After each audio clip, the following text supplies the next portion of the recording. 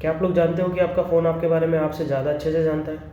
जब आप लोग रील्स स्क्रॉल कर रहे होते हो, तब बैकएंड में एक एल्गोरिदम ये डिसाइड कर रहा होता है कि आपको नेक्स्ट रील कौन सी दिखानी है। जिस टाइम पे हम एआई के फ्यूचर की बात कर रहे हैं, उस टाइम पे एआई ऑलरेडी हम सभी का प्रेज़ेंट कंट्रोल कर रहा है।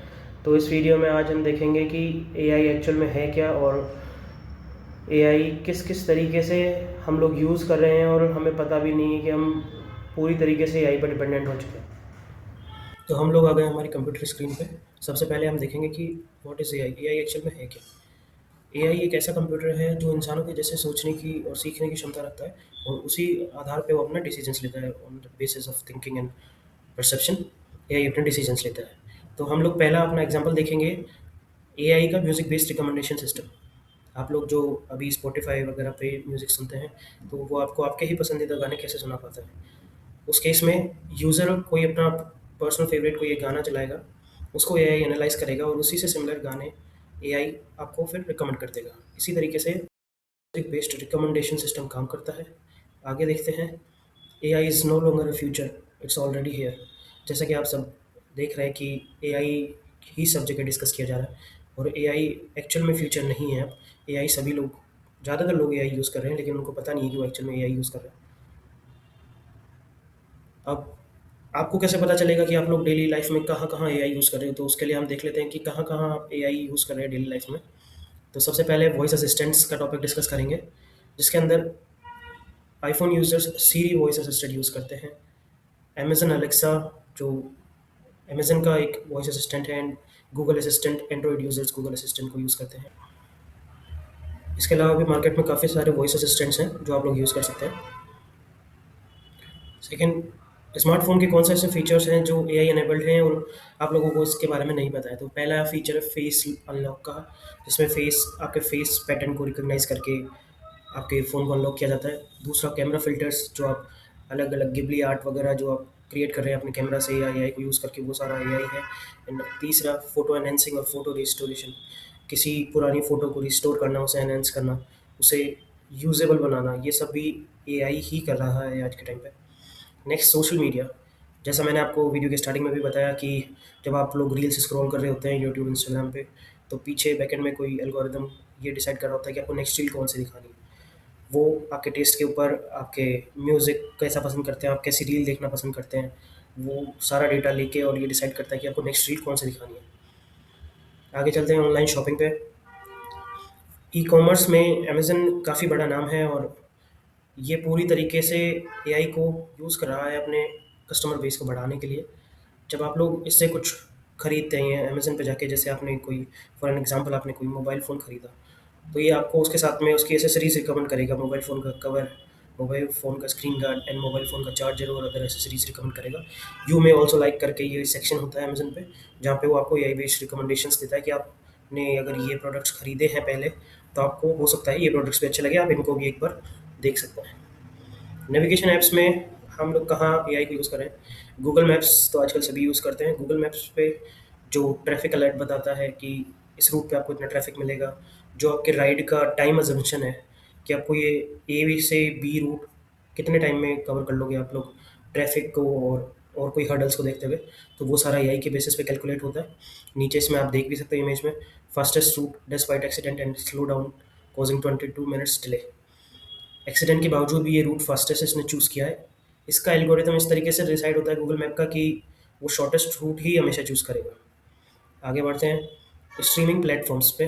स्ट्रीमिंग प्लेटफ़ॉर्म्स में स्पॉटिफ़ाई का एग्ज़ाम्पल हमने पहले लिया था कि किस तरीके से स्पॉटिफ़ाई आपको म्यूज़िक रिकमेंड करके देता है। एंड नेक्स्ट एग्ज़ाम्पल हम लोग लेंगे नेटफ्लिक्स का।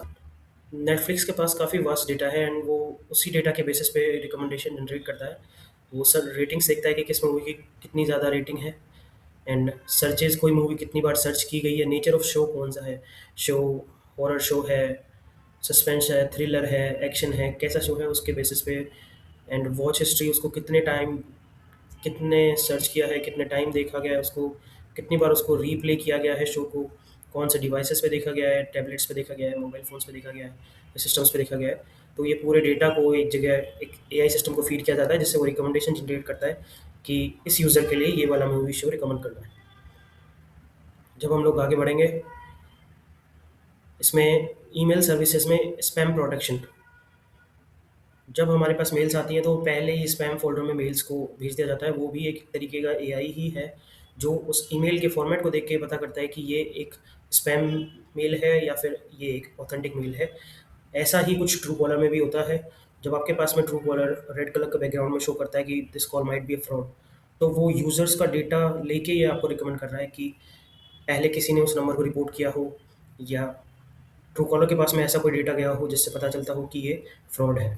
तो वो आपको पोटेंशियल फ्रॉड के नाम से वो नंबर शो करेगा, एंड वो रेड कलर में होगा। स्मार्ट रिप्लाइज़ इसका दूसरा फीचर है, जिसमें अगर आपके पास कोई मेल आता है तो आपको दूसरा मेल ड्राफ्ट करने की या सोचने की ज़रूरत नहीं है कि आप रिप्लाई क्या करेंगे। आपके पास में स्मॉल स्मॉल चेक बॉक्स में वो रिकमेंडेशंस दे दिए जाते हैं कि आप इसका रिप्लाई कैसे करेंगे। I think it's perfect, looks great, जो भी आपको सूटेबल लगे आपको बस बटन प्रेस करना है, आपका वो रिप्लाई उधर सेंड हो जाएगा। नेक्स्ट है बैंकिंग में fraud detection and chatbot for customer support.